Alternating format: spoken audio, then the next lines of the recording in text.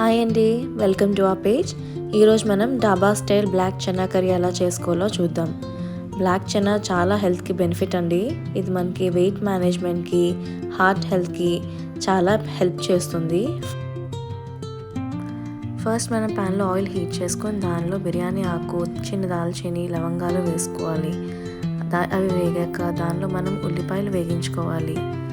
దాని తర్వాత మనము చిన్న మిక్సీ జార్లో చిన్న ఉల్లిపాయ, వెల్లుల్లిపాయ, పచ్చిమిర్చి, అల్లము మిక్సీ చేసుకొని ఆ పేస్ట్ మనము ఉల్లిపాయలు వేగిన తర్వాత వేసి పచ్చివాసన పోయేంత వరకు దాన్ని ఫ్రై చేసుకోవాలి.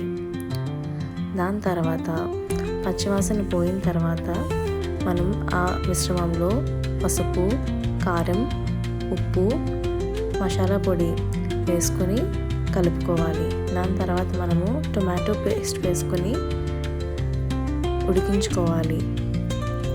ఇది బాగా ఉడికి నూనె పైకి తేలిన తర్వాత దీనిలో ఓవర్ నైట్ సోక్ చేసి ఉడకపెట్టుకున్న బ్లాక్ చనా అంటే శనగలు వేసుకొని మనం బాగా మసాలా శనగలకు పట్టేంత వరకు వేగించాలి.